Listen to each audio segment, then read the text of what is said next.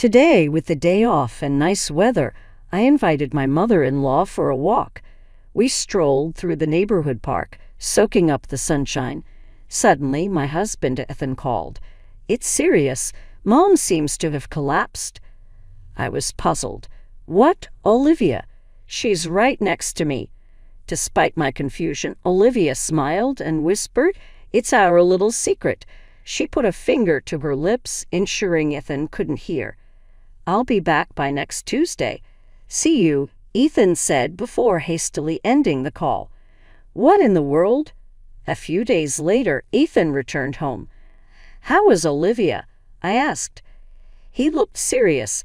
"She's not doing too well. We might not have much time left with her." "I see," I replied. Since then, Olivia and I have been in regular contact, preparing for what might come next. Ethan, oblivious, started fiddling with his smartphone and muttered, "After all this time." Right after that, "Will you marry me?" In the 5th year since I moved to New York, at a fancy restaurant where such an idea would have been unthinkable in the past, I was proposed to by the boyfriend I met here. Today is the happiest day of my life. I had vowed to live with this man. I am Amanda. I moved to the city after my parents passed away, a working adult who grew up sheltered in the countryside. When I first came to New York, I was shocked by the tall buildings and the crowds, and I froze up for a while. But as a country person who had never been to a city before, there were many things I didn't understand. Back home, it was customary to talk to someone's neighbors every time you went out. Of course, working in a company was also unfamiliar at first, and I made many mistakes.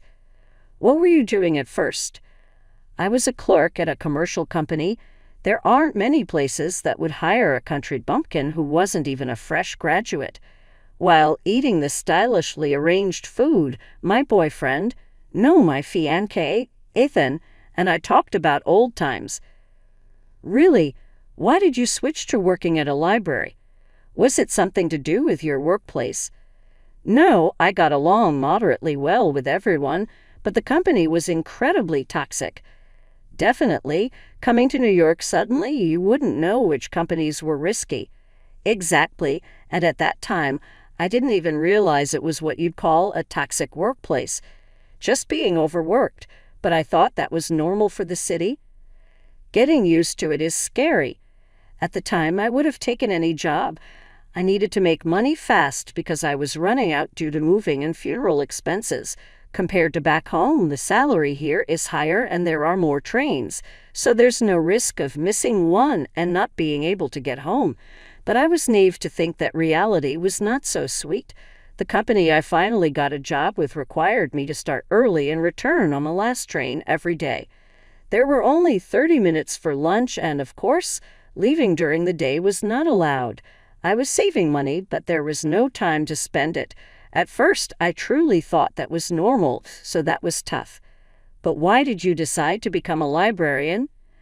I had gotten my librarian's license in college, but when I first came here, the library was too far away, and I gave up. But then I quit my job and moved, and thankfully got rehired.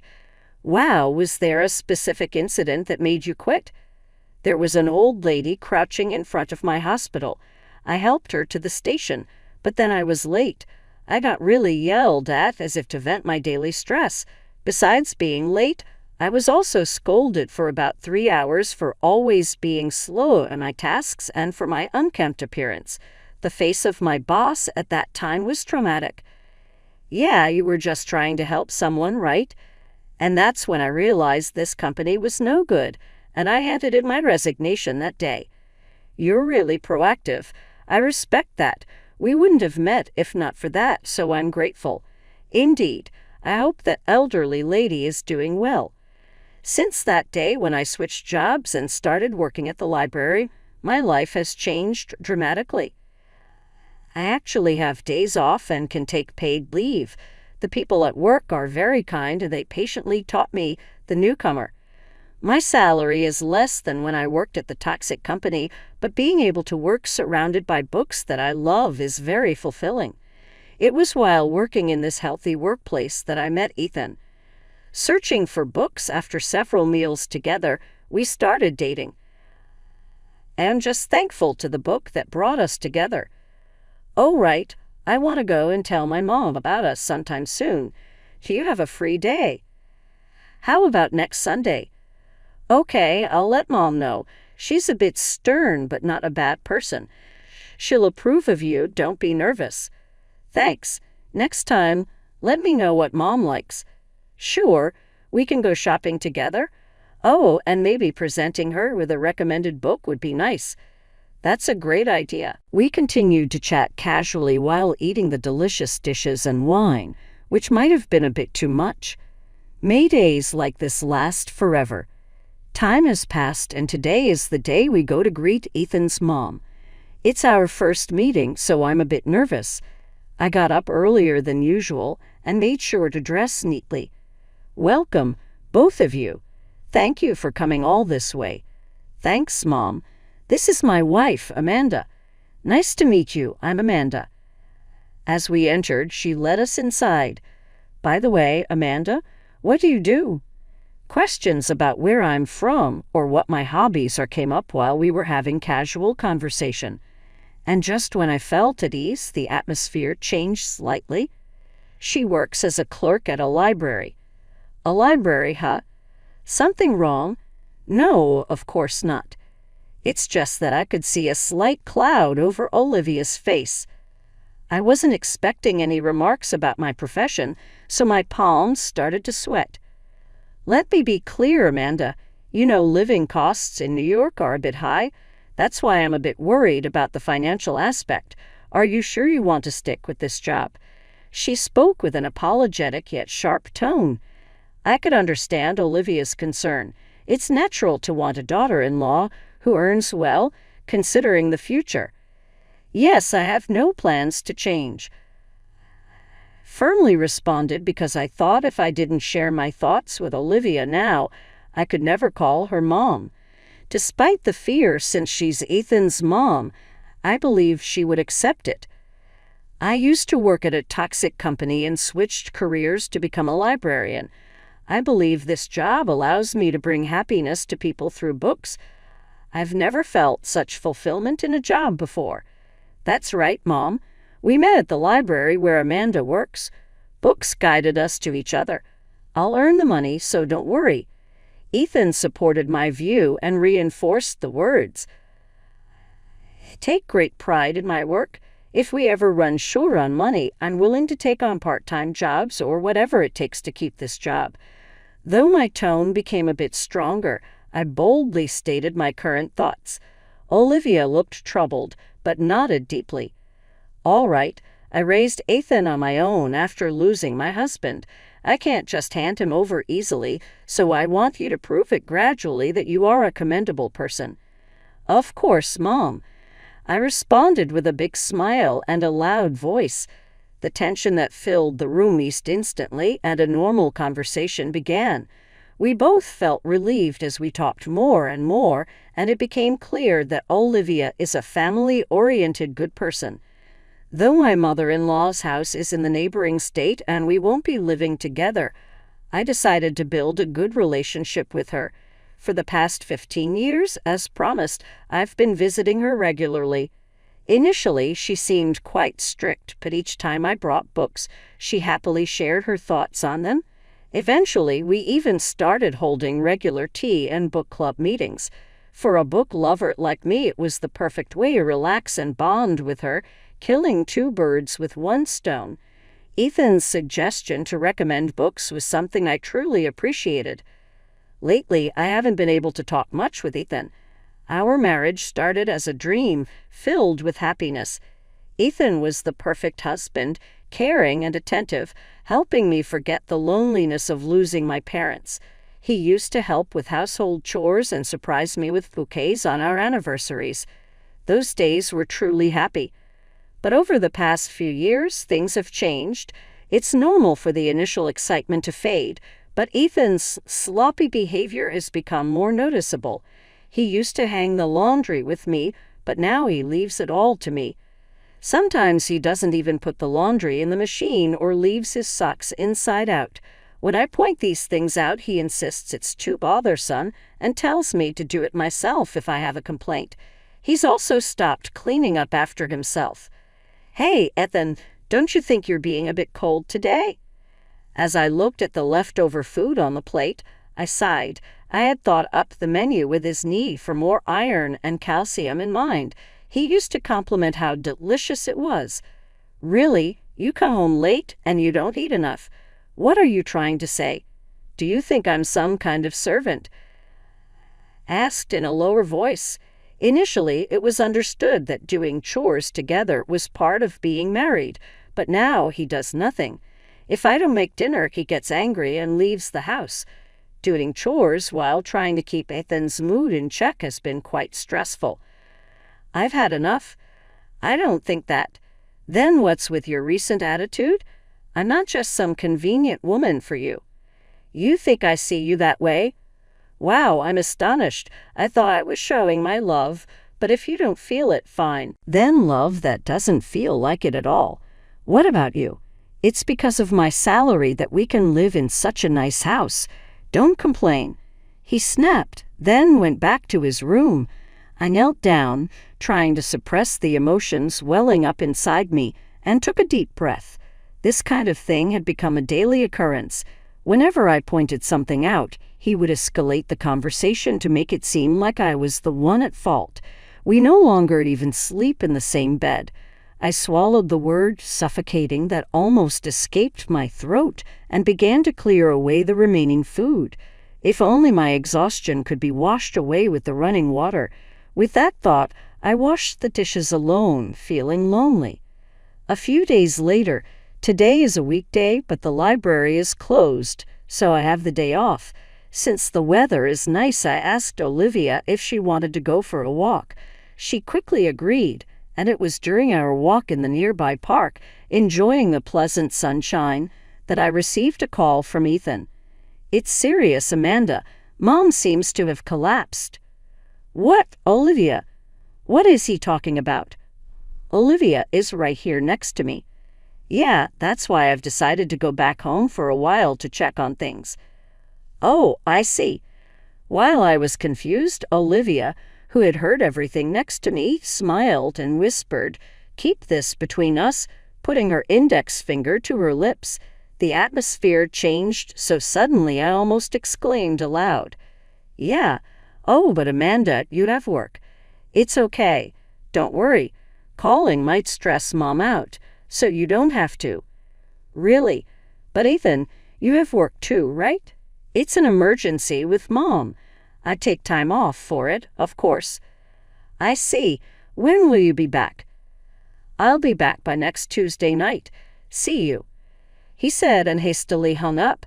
I clutched my smartphone and stared at the ground. Next to me, Olivia gently placed her hand on mine. Amanda, can you leave it to me from here? My heart was pounding loudly, but Olivia's words calmed me down a bit, and I went home as she suggested.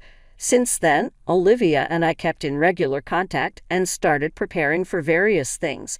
Days passed, and as promised, Ethan returned home on Tuesday night.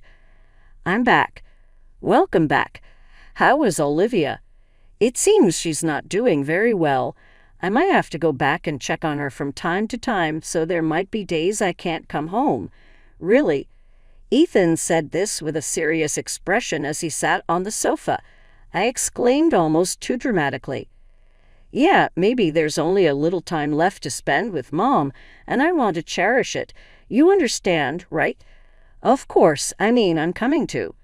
No, I'd like it to be just the two of us. It's our last time as mother and son. Besides, Olivia didn't think too highly of you at first. That's my voice trembled. Ethan muttered as if troubled, picking up his smartphone. Seeing Ethan's reaction, I couldn't hold back any longer and burst out laughing, clutching my stomach. Ethan, you're the best. What? What's wrong with you, Amanda? Laughing when someone's parent is supposedly critically ill. What kind of person does that? Ethan angrily stood up, throwing his smartphone carelessly, and advanced towards me with a furious look. I stopped him with my hand and opened the door to the adjacent room. "Who's critically ill?" Out came Olivia herself. Seeing her, Ethan's knees buckled and his face turned pale.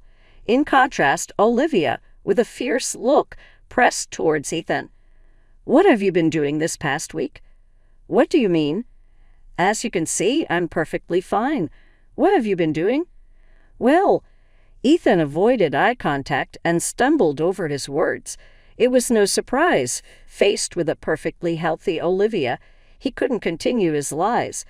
"Hey, Amanda, did you call Mom? I told you it would stress her out, didn't I?" Finding himself unable to say anything else, Ethan unexpectedly directed his anger at me. However, I wasn't afraid as the situation was clearly in my favor.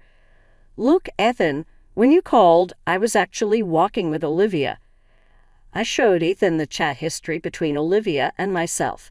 It clearly showed our conversation about going for a walk since I was off work from the library that day and her cheerful agreement. So it was obvious from the start that Ethan was lying. But why? You two weren't that close before. Initially, you complained about Amanda's low salary, right? That was only at first. I was just being mean to test her. What, Olivia? You still brought recommended books and invited me out despite what I said. It's nothing like how you never come home. Olivia spoke in an exasperated tone, and Ethan had nothing to retort. How could I know that? Besides, why didn't Amanda tell me? I did tell you at first, but lately you haven't even tried to talk to me.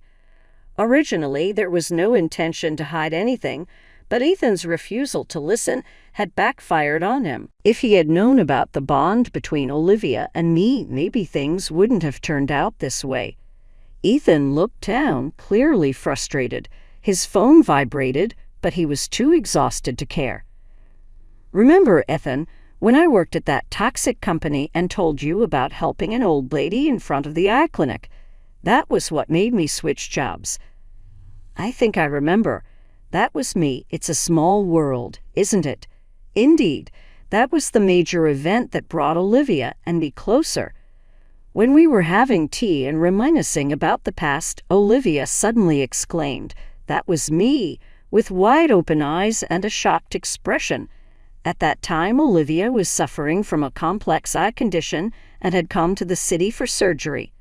However, after the surgery, she got lost and someone approached her to help. Due to the eye drops from the surgery, her vision wasn't clear, so she couldn't see the person's face. She didn't recognize me, but hearing the story confirmed it for her. That time, I was so happy to meet the person who helped me again. Thanks to that, we've become really close. I was too tired at that time to notice anyone's face. I've always wondered if she made it home safely, thanks to you. Well, now to my son, it seems I'm just a sick person not long for this world.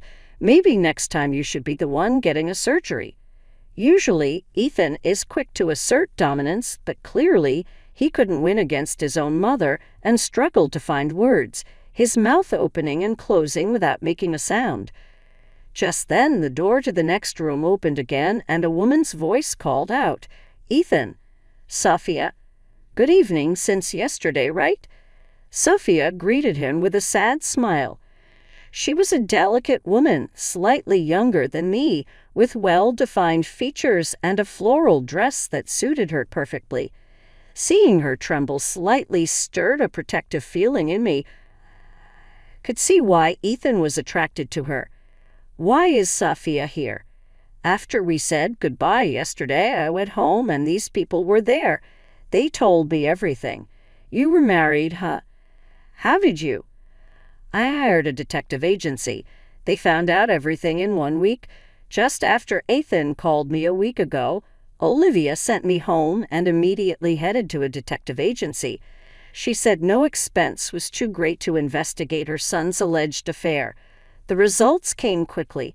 They gathered evidence and located the home of Sophia, the other woman involved. "Ethan, you used to get along with my parents, didn't you? They are very upset, as am I, and I brought you here today because I want to resolve this." Sophia explained it turned out Sophia was a business associate and they had fallen in love at first sight. She had not known Ethan was married and said she would never have pursued anything had she known. Her parents, who had been considering Ethan as a potential son-in-law, were furious once they learned the truth. They apologized to me sincerely. Though Sophia and her parents were innocent, it pained me that they felt the need to apologize, fueling my anger towards Ethan further. So I apologized to the three of them and suggested we meet here today. This means all of Ethan's affairs have been exposed. I'll give you the lawyer contact details later, and you can handle it through them. How do you expect to live without me? The cost of living has skyrocketed. You can't survive on your salary alone. Ethan glared at me, his anger seemingly erupting. Despite my body tensing up at his threat, Olivia stepped forward to intervene. Actually, I've started doing this, she said, showing Ethan a screen on her phone. What's this? I've recently started investing in real estate. It's been quite profitable, so even though the detective agency was expensive, it didn't really hurt financially. The screen displayed a graph of her investment returns. Olivia had studied a bit beforehand, and her investments were hugely successful. With my help, using the knowledge I gained from university and my love of books, her earnings surely surpassed Ethan's salary by now. So you don't need to worry about money on this side. You should be more concerned about yourself, as you'll soon be living in poverty. That's a joke. No, it's quite standard since you committed adultery. Ethan, unable to accept this reality, suddenly stood up with a sneer. Too bad, Amanda. I have Mom's inheritance. I'll be back to my old life soon. How did my son become so foolish? Olivia, watching Ethan's ludicrous declaration, held her head in dismay. Mom, please, it's a serious crisis for your beloved son. Help me out here. Ethan, you are indeed my dear son. However, I don't recall raising you to be such a heartless person. What? I'm cutting ties. From now on, live on your own. What about the inheritance? I'm thinking of giving it to Amanda. I couldn't help but exclaim in surprise. Although I knew she was considering disowning him, she hadn't mentioned the inheritance. The thought that she valued me so much, having lost my own parents, was overwhelmingly touching. Amanda, if you don't mind, would you like to become my real daughter? Those words warmed me instantly. It was everything I had hoped to hear. I felt so lonely since my parents died. Are you sure? Of course, dear. I'm looking forward to our future together. Without hesitation, I ran into her open arms. Oh, the warmth of a mother's embrace. Today was supposed to be the worst day of my life, yet it turned out to be the best. Watching us, Ethan erupted. That's it, Amanda. You planned this all along to get at Mom's inheritance. Faced with his outrageous accusations, I simply said, You brought this on yourself. Feeling a weight lift off my shoulders, I knew that from now on I could live freely with Olivia without being tied down by Ethan. By the way, this has been ringing, Sophia said, handing Ethan his vibrating phone. As he answered, a voice yelled, You're fired, from the other end. Problems with a client? Marriage fraud? That must be some mistake. Ethan frantically tried to explain, but the call was quickly disconnected, leaving him powerless. In front of a deflated Ethan stood only Sophia, smiling as before. Sophia, you're on my side, right? Ethan reached out to her desperately, but Sophia shook him off. Ethan, I once married a terrible man and thought I found happiness with you. But you turned out to be the same. I reported you to the company. Goodbye. With that, Sophia walked toward the door, followed by Olivia. Facing what must have been Ethan's utter despair, I handed him the divorce papers filled out on my behalf and left the house. Ethan surrendered so easily that our divorce was finalized without much fuss. Olivia and I moved to a new place to avoid any potential harassment from Ethan. From what I've heard through the grapevine, Ethan has been struggling to find a new job. It's no surprise given that we've spread the word about his misconduct, making it difficult for him to get a job in the same industry. He's probably living a tough life now. Good morning. Good morning, Amanda. It's a beautiful day. How about a picnic in the big park? That sounds lovely. Let's make some sandwiches to take with us. Meanwhile, we lived peacefully at home, studying real estate investment and visiting the library often. On weekends, we'd go out, discuss books, and enjoy our free time together. Our investments kept succeeding, and Mom's savings steadily grew.